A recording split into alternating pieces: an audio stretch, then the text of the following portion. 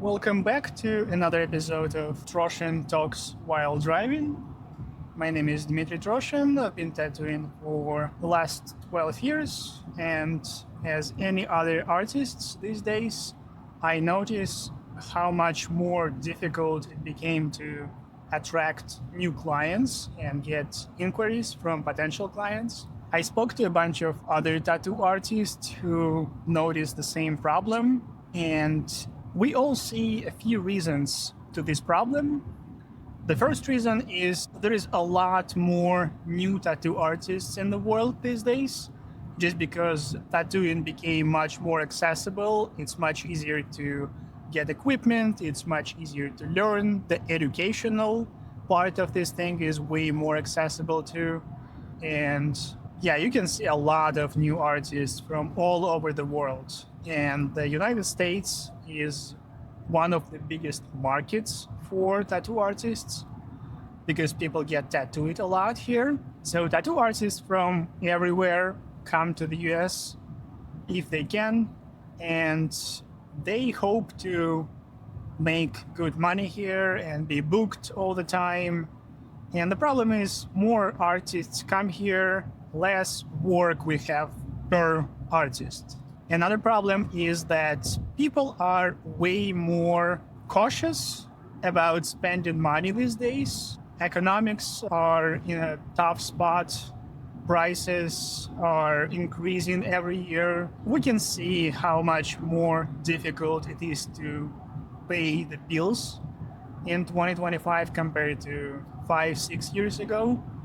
And of course, people don't want to spend too much money on tattoos if they need to pay their bills first. And the third problem, which I think is the worst one, is that a lot of people these days don't really see the difference between really high quality tattoos and tattoos that are done for half the price, sometimes a quarter of the price. And for us tattoo artists, it's a huge difference in terms of the quality, in terms of the positioning on the body, composition, contrast, longevity, and all that good stuff. But for a potential client who doesn't know much about tattoos, they see a back piece done for $5,000 and they see a back piece done for $50,000. And it's not like it's a 10 times difference for them. That's a back piece and this is a back piece. So what's the point of paying 10 times more for almost the same product? Yeah, this might look a little bit cleaner, but this is the same back piece. I'm not gonna even see it every day, so what's the point? And I feel like this situation gets worse and worse, even though there are so many cool tattoo artists on social networks, and you can see their work and you can kind of start noticing the difference between a good work and not so good work. But for many people, that difference is still very, very mild, I would say. So once again, why pay more? These are three main problems that I see. And the fourth problem is maybe not so big, but it's a part of the situation here as well, is that these days it became way more difficult to promote your work on social networks. For example, I just checked some of my posts from 2017, 2018, and it was enough for me to just post a photo of my tattoo, and I got so much more attention, so much more engagement from people. I was getting like tens of thousands of likes on my posts, and I wasn't doing anything special. I was just sharing my work. I didn't have to create reels or how to edit videos. I didn't have to choose trending audio or anything like that. And it was way easier just to get attention, just to get your work shared and reshared, and people see it and people enjoy it and get more clients these days, because all social networks are so money oriented and so ads oriented. They don't really show such simple posts. I have hundreds of thousands of followers on Instagram, and I only get more and more over the years. but I get less and less engagement over the years.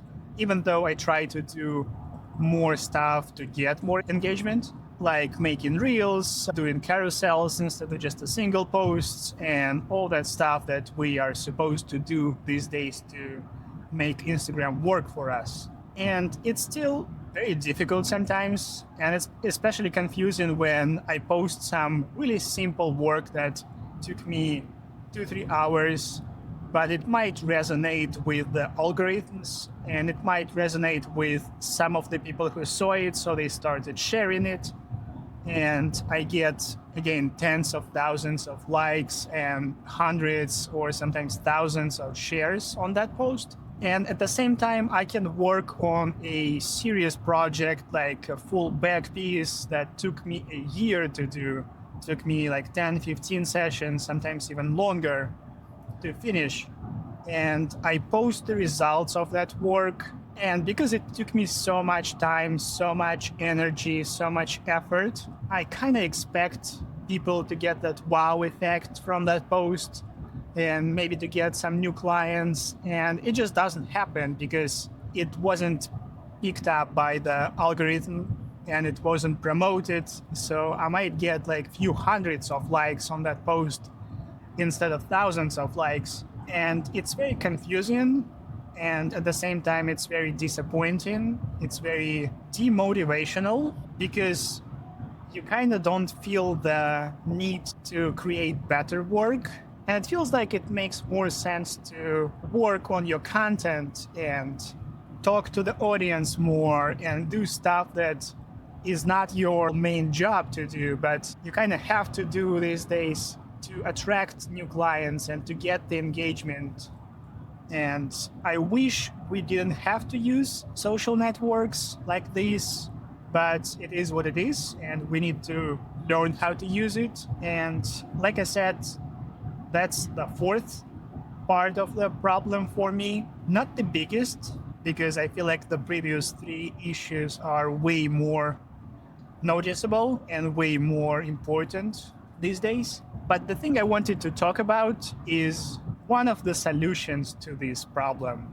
So I was talking to one of my clients who is a very successful businessman and knows a lot about marketing, and he is way smarter than me. We talked about this whole situation with the tattoo market, with the tattoo industry, how much more difficult it became to attract new clients, and how some great tattoo artists who are, I would say, some of the best in the world aren't even booked for weeks or months, and it used to be months and years, and they don't really understand what's going on.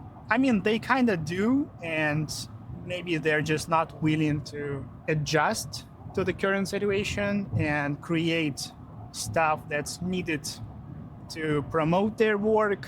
And for an artist who has been doing this kind of work, tattoos, drawings, paintings, all their life, and they are obsessed with this, switching to something new like creating content that would bring their engagement to the normal level is a really difficult move to do. So I was talking to that client and he listened to me, and he said a very important thing that I didn't really think about before, and it made total sense to me, that we don't actually need more clients. We just need more loyal clients.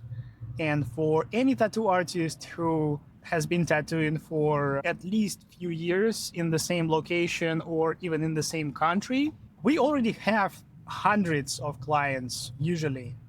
And all we need to do is just make those clients return and make those clients get more work done by us and make those clients more loyal to our art. And there are ways to do it. First of all, the quality of service. You can think whatever you want about yourself, how cool you are and how famous artist you are, but at the end, we are in service industry. We serve people, we serve our clients. And better we serve them, higher the chance that those clients will come back and get more work from us. So one of the things we need to concentrate is the quality of our service, being nicer to people, which is probably the most difficult thing for me to learn because I'm not a people person. I'm an introvert. I like being alone. I like working alone. I don't like having people around me. I don't like talking to people. But again, this is serving people. So we kind of need to learn how to do that. So when we are engaged in clients' lives, when we follow them on social networks, when we are interested in their life, it's much easier to build the relationship with clients, and it's much easier to have clients who are willing to return to you. I have a friend who's a very famous tattoo artist, and we talked about this client artist relationship thing. And he told me a very important thing that, again, I wasn't really thinking before, that some of his clients usually come back to him to get more work done when they need to talk. So there's a lot of clients who treat their tattoo artist as a therapist. So when the times are tough, they need to talk to somebody. They might not be willing to talk to an actual therapist, but if their tattoo artist is willing to listen and willing to talk about their problems, it's 2-in-1. They can get their tattoos done and have some fun and maybe talk about their problems, their issues. And for some people, it's a big relief because there's a ton of people who are only talking to their relatives and their friends, and there are things that you can't really discuss with your wife or your kids or your parents. But your tattoo artist is a separate person who you only see maybe once a year, maybe once a month. And for some people, it's very valuable to be able to discuss things that bother them with somebody, and sometimes their tattoo artist is that somebody. So building relationships with your existing clients, making them want to come back and see you and be able to talk to you is one of the solutions to this problem, because if you have enough work, you might not need more clients. If you are booked for months and months ahead with the same 10, 15, 20 people, why would you care about getting new clients? You only care about serving those 15, 20 people as best as you can, and you'll be fine. So thing number one is building relationships, and thing number two is actually being a little bit more proactive in terms of booking your appointments. For example, if you just sit and maybe post your work on Instagram and you just wait for new clients to message you or email you, and at the same time you wait for your previous clients to come back to you and get some new work done, you are missing out because you are not being proactive. If you were proactive, you would actually message those clients and you would actually check on them and see how they're doing and see how their previous tattoos healed and see if you can help them with anything else. Maybe they have some new ideas and maybe they just forget to message you. Maybe they're busy and maybe they even forgot about you, but they have some ideas to get tattooed on them. So just by messaging your previous clients, you can get a lot of days booked and scheduled. You can get a lot of your tattoo appointments scheduled in the future. And I wish I came up with this concept and this idea, but it's not me. But I'm grateful to have the clients who are smart and willing to share their experiences and share their knowledge with me, which sometimes really helps, as you can see, with problems like this. So the question I asked in the beginning of this video, do you really need more clients? I'm not better than any other tattoo artists, and I can't brag about having thousands or even hundreds of people emailing me every day and asking for a tattoo and willing to pay any amount of money for my work, I'm pretty much in the same position. And while I charge a little bit higher than average for my work, it's sometimes even more difficult for me to find new clients because, like we discussed earlier, people sometimes don't see the difference between higher quality and more expensive tattoos and way cheaper and more average tattoos. So in some sense, it's even more difficult for me to book new people. But I've been in the US for almost 8 years now, and I have hundreds of clients that I tattoo it here. And because I'm a difficult person to work with and I'm not so good at communication, I know that I lost a good amount of clients over these years just by being difficult, being an asshole. And it's not like I hated those clients or it's not like I didn't want to work with them, but if a client makes it difficult for me to do my work, then I get very irritated. So, for example, if my clients move a lot, or even if their skin is very difficult to work with, it becomes way harder for me to work with them. And sometimes I used to treat those clients not as good as I should have.